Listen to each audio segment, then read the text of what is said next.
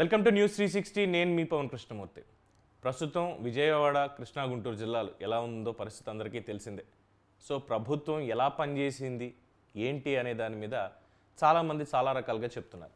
కొంతమంది అయితే అసలు పనిచేస్తున్న వాళ్ళ మధ్యలోనే గొడవలు పెట్టేటువంటి పని చేస్తున్నారు. సో ఈ గొడవలని పక్కన పెట్టి అసలు వీళ్ళు నాయకుల, సేవకుల అనే దాని మీద ఒక అభిమాని రాసినటువంటి ఒక చిన్న వ్యాసం నన్ను చాలా ఆకట్టుకుంది. అది యథాతథంగా మీ ముందుకు తీసుకొస్తున్నాను.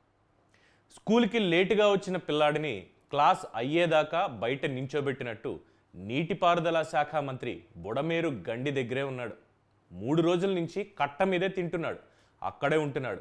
కారణం, గండి పూడ్చేదాకా కదలొద్దు అని చంద్రబాబు నాయుడు ఆర్డర్.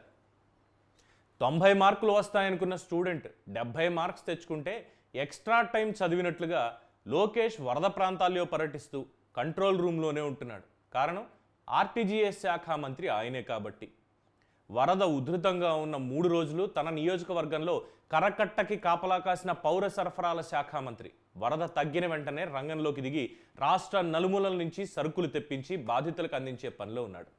ఇక రెవెన్యూ శాఖ మంత్రి 2 రోజులు తన నియోజకవర్గంలో కట్టకి కాపలా కాసి తర్వాత నుంచి వెళ్లి గండి పూడ్చే పనిలో ఉన్నాడు. విద్యుత్ శాఖ మంత్రి తన జిల్లాలో కట్టకి గండి పడకుండా అప్పటికప్పుడు చర్యలు తీసుకుంటూ వరద నీళ్లు పోయిన వెంటనే ఒక్కో ఏరియాకి కరెంటు సప్లై వచ్చేలా చూస్తున్నాడు. మున్సిపల్ శాఖ మంత్రి అయితే వరద ప్రాంతాల్లోనే తిరుగుతూ రాష్ట్ర వ్యాప్తంగా ఉన్న మున్సిపాలిటీల నుంచి పారిశుద్ధ్య సిబ్బందిని తీసుకొచ్చి క్లీనింగ్ చేయిస్తున్నారు. ఇక విపత్తుల శాఖ కూడా చూసే హోంమంత్రి వరద నీటిలోనే తిరుగుతోంది ఆవిడ. వీళ్ళందరి శాఖలు పనిచేయడానికి డబ్బులు సర్దాల్సిన ఆర్థిక శాఖ మంత్రి ఒక పక్క వరద ప్రాంతాల్లో తిరుగుతూ నష్టం వివరాలు ఆరా తీస్తూ కేంద్రంతో సంప్రదింపులు చేస్తున్నారు. ఇక దేవాదాయ శాఖ ఆధ్వర్యంలో దుర్గగుడి కిచెన్లో లక్షలాది ఆహార పొట్లాలు తయారవుతున్నాయి. వండిన ఆహారం అయితే త్వరగా చెడిపోతుందని మార్కెటింగ్, వ్యవసాయ శాఖల ద్వారా లక్షల సంఖ్యలో యాపిల్స్ సేకరించారు. ఇక కేంద్ర పౌర విమానయాన శాఖ మంత్రి మొదటి 2 రోజులు కంట్రోల్ రూమ్లోనే ఉన్నాడు. ఎందుకంటే ఇండియాలో డ్రోన్స్ ఎగరాలంటే ఏవియేషన్ మినిస్ట్రీ పర్మిషన్ ఉండాలి. ఇక మరో కేంద్ర మంత్రి తన నియోజకవర్గంలో వరద ప్రాంతాల్లో పర్యటించి వరద సాయం చేయడం, ఆ పనుల్లో ఉన్నారు. నెక్స్ట్ కేంద్ర మంత్రి శివరాజ్ సింగ్ చౌహాన్ని రాష్ట్రానికి తీసుకొచ్చారు. ఇక రాష్ట్ర వ్యాప్తంగా ఉన్న ఎమ్మెల్యేలు ఎంతమంది ట్రాక్టర్లు నడుపుతూ ఆహార ప్యాకెట్లు ఇస్తున్నారో లెక్క తెలీదు. ఎక్కడి ఎమ్మిగునూరు, అక్కడి నుంచి పారిశుద్ధ్య సిబ్బంది వచ్చారు. ఎక్కడి దాచేపల్లి, అక్కడి నుంచి ట్యాంకర్లు వచ్చాయి. ఎక్కడి వైజాగ్ డైరీ, అక్కడి నుంచి పాల ప్యాకెట్లు వచ్చాయి. ఎక్కడి చిత్తూరు, అక్కడి నుంచి కూరగాయలు వచ్చాయి. వామ్మో వాయ్యో, మంత్రులంతా ఇలా ఉంటే సాధారణ పరిపాలన వదిలేశారు అని ఏడ్చేవారి కోసం 2 రోజుల క్రితం వరదల్లో ఉన్న విజయవాడలోనే వేదాంత కంపెనీ రాష్ట్రంలో 83,000 కోట్ల పెట్టుబడులకు రెడీ అయింది. ఆ కార్యక్రమం పెట్టుబడుల శాఖ మంత్రి గారు హాజరయ్యారులేండి. మరో మంత్రి ఢిల్లీలో మంత్రుల సదస్సులో ఉన్నాడు. రోజువారీ జరగాల్సిన పనులు జరుగుతూనే ఉన్నాయి. రాజకీయ నిర్ణయాలు తీసుకోవడం ఆలస్యం చేస్తున్నారని మనం అందరం తిట్టుకుంటాం, కానీ అడ్మినిస్ట్రేషన్ విషయంలో తప్పులు చేస్తున్నారని ఒప్పుకుంటాం. అయితే డిజాస్టర్ మేనేజ్మెంట్, క్రైసిస్ హ్యాండ్లింగ్లో మాత్రం స్వయంగా ముఖ్యమంత్రి ఆన్ ఫీల్డ్లో పర్యవేక్షణ. ఇక deputy CM Pawan Kalyan command కంట్రోల్లో జ్వరంతో ఉన్నా కూడా పంచాయతీరాజ్, అటవీ శాఖ సిబ్బందితో ఉరుకులు పరుగులు. ఇది ప్రభుత్వాన్ని నడిపించడం అంటే, ఇది ప్రజల విషయంలో బాధ్యతగా ఉండడం అంటే, ఇది ప్రజల కోసం పని చేయడం అంటే. అందుకే అంటున్నారు ప్రజలంతా, శవరాజకీయాలు చేసే వాళ్ళని చూసాం కానీ సవాల్ని ఇంత సమర్థంగా స్వీకరించి గెలిచే వాళ్ళని, మమ్మల్ని గెలిపించిన వాళ్ళని ఇప్పుడే చూస్తున్నామని. గత దశాబ్ద కాలంలో ఏమొరిగింది రాష్ట్రానికి అంటే, 14 నుంచి 19 వరకు పరిపాలన బాగా జరిగింది, పెట్టుబడులు బాగా వచ్చాయి. అయినా ఒక్క ఛాన్స్ అన్నారు కాబట్టి ఇంకేదో చేస్తారనుకుంటే వచ్చిన విపత్తులో అల్లా పరదాలు కట్టుకుంటూ తిరిగారు, ప్రజల్ని గాలికి వదిలేశారు. ఇప్పుడు కూడా ఏదో గాలి కబుర్లు చెప్తూ బయటకు వచ్చి ₹1 మేము ప్రకటించేశాం, చర్చించి దాన్ని ఏం చేయాలో ఆలోచిస్తామన్నారు. కానీ ఒక్కడు కూడా ముందడుగు వేసిన పాపాన పోలేదు.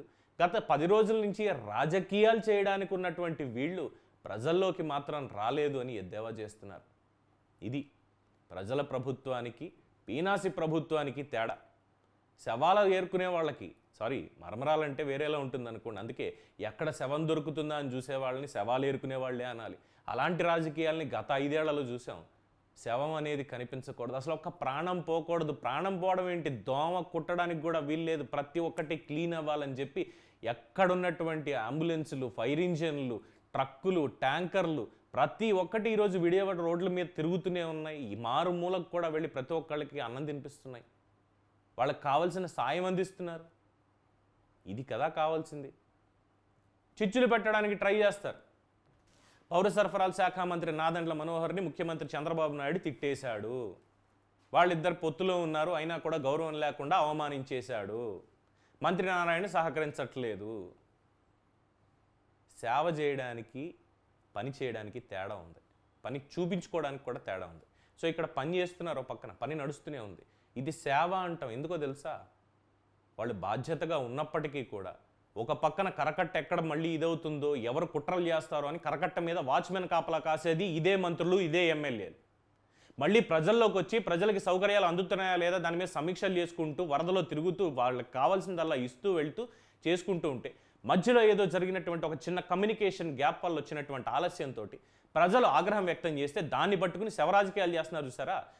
ఆ శవరాజకీయాలు కూడా మళ్ళీ దొబ్బులు తినేది, మన ముందుకు వచ్చి విమర్శల పాలయ్యేది కూడా మళ్ళీ ఇదే మంత్రులు. ఒక పక్కన కరకట్టను కాపాడుకోవాలి, రాత్రింబవళ్ళు పని చేయాలి, పొద్దున్నే వచ్చి మనతో బూతులు తినాలా? అలా తిట్టించే వాళ్ళని, అలా విమర్శించే వాళ్ళని, అలాంటి తప్పుడు ప్రచారం చేసే వాళ్ళని చూసి ప్రజలు అయ్యో మా నాయకుడు అంటారా? వీళ్ళండి నాయకులు మనకి. వీళ్ళు ఇప్పటికైనా ఆలోచించండి ఒక్కసారి. మన కోసం ఎవరున్నారు, మన వెనకాల గోతులు ఎవరు తీస్తున్నారు అని. మీ అభిప్రాయాన్ని కామెంట్స్ రూపంలో తెలియజేయండి. చూస్తూనే ఉండండి News 360. నేను మీ పవన్ కృష్ణమూర్తి.